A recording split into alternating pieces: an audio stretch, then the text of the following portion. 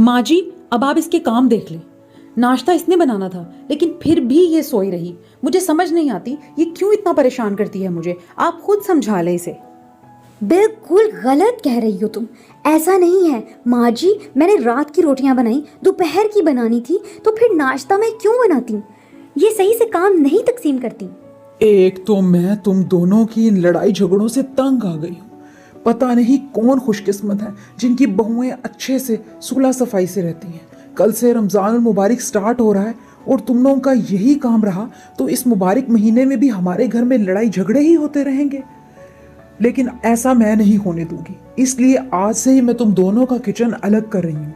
Kitchen के दरमियान में एक दीवार बनवा देती हूँ, फिर अपना अपना बनाओगी तुम लोग। और फिर अगले ही दिन सलीका बेगम ने किचन के बिल्कुल दरमियान में हार्ड बोर्ड से एक दीवार बनवा दी। अब जोया और वरीशा दोनों के अलग अलग किचन के पोर्शन हो गए। अब वो अपना अपना खाना बनाने लगी। सलीका बेगम को तो लगा था कि शायद अब लड़ाई झगड़े खत्म हो जाएंगे, लेकिन बात यहाँ तक नहीं रुकी। लड़ाई तो फिर भी होती रही। वैसे मैं सोच रही हूँ कि एक तरह से किचन अलग अलग करने का फायदा हो गया। मुझे तरह तरह के खाने मिला करेंगे, सहरी में भी अफ्तारी में भी। मेरी तो मौजें हो जाएंगी। माँ जी, आप ये सब छोड़ें, आप ये सूप ट्राई करें। चिकन सूप मैंने आपके लिए बनाया है, आपका फेवरेट है ना, इसलिए मैंने सोचा आज सहरी में आपके लिए मैं यही बनाऊं। क्या कहा? Chicken soup? माँ जी, ये जोया अपनी हरकतों से बाज नहीं आएगी। इसने जानबूझकर मेरी नकल की है।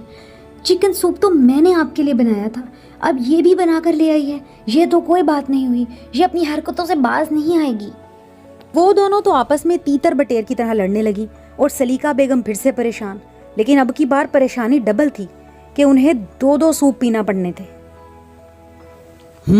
अच्छा, खुशबू तो बिरयानी की है। इसका मतलब कि ये चालाक वरीशा अब बिरयानी बनाकर खिलाएगी। इसे पता था ना कि मैंने आज दाल बनाई है, जानबूझकर बिरयानी बनाकर माँ जी के सामने अपने नंबर बढ़ाएगी। लेकिन मैं ऐसा नहीं होने दूंगी। मेरा नाम भी जोया है, मैं भी अब बिरयानी ही बनाऊंगी। आज फिर सलीका बेगम को इफ्तारी में दो दो और बिल्कुल एक जैसे खाने खाना पड़े।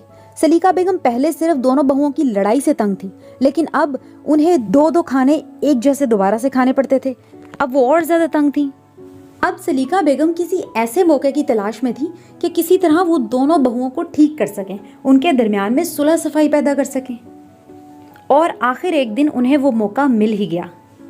वरीशा को बहुत ज़्यादा बुखार हो गया और वो बिस्तर को जा लगी। अब सलीका बेगम के पास और कोई चारा नहीं था, यही उनके पास मौका था कि दोनों के दरमियान सुलह सफाई पैदा कर सकें। जोया किचन में खड़ी खाना बना रही थी कि अचानक उसकी सास किचन की तरफ चली आई और जोया से बोली, जोया, वरीशा के लिए सूप बना दो, उसे बहुत बुखार है। माँ जी, मैं उस वरीशा के लिए हरगिज सूप नहीं बनाऊंगी। हर वक्त उसके मेरे साथ लड़ाई झगड़े खत्म नहीं होते, दुश्मनी करती है, और अब आप चाहती हैं कि मैं उसकी खिदमतें करूं? जोया, कैसी बातें कर रही हो? उधर वरीशा को देखा है तुम्हारे बारे में क्या कह रही है? हालांकि बीमार है, खुद इतनी परेशान है। कह रही थी कि माँ जी, जोया बेचारी अकेली किचन में खाना बना रही होगी, उसे मुश्किल हो रही होगी, रोजा भी लग रहा होगा। वो तुम्हारे लिए इतनी फिक्रमंद हो रही है और तुम हो कि बीमारी में उसके लिए एक सूप नहीं बना सकती। ऐसा कहते ही उसकी सास किचन से चली गई। लेकिन अब जोया सोच में गुम हो गई कि आखिर वरीशा में इतनी बड़ी तब्दीली कैसे, या शायद उसने पहचानने में गलती कर दी। वरीशा बेटा, मैं तो हैरान ही हो गई हूँ। जोया का ये रूप मैंने कभी नहीं देखा। जोया तुम्हारे बारे में इतनी फिक्रमंद है कि इतना तो कभी वो अपने बारे में नहीं हुई। इतनी परेशान है, कह रही थी मैं सूप बनाती हूँ। हालांकि मैंने उसे कहा कि तुम्हें रोजा लग रहा होगा, मैं बना देती हूँ। आज मेरा रोजा नहीं है, लेकिन फिर भी वो बजिद है कि तुम्हारी खिदमत खुद करेगी। इतनी परेशान थी, बार बार तुम्हारी तबीयत का पूछ रही थी। सलीका बेगम जोया के बारे में बातें कर रही थी और वरीशा को अपने कानों पर यकीन नहीं हो रहा था कि आखिर ऐसा कौन सा मौजज़ा हो गया कि जोया उसके बारे में इतनी फिक्रमंद है। और फिर ठीक एक दो घंटों बाद वाकई जोया वरीशा के लिए सूप बना कर ले आई। वरीशा को अपनी आंखों पर यकीन ही नहीं हो रहा था। वो बहुत खुश हुई। इस तरह सलीका बेगम की जरा सी अक्लमंदी ने उन दोनों को आपस में दोस्त बना दिया। अब उन दोनों ने आपस की दीवार खत्म करके किचन बराबर कर लिया।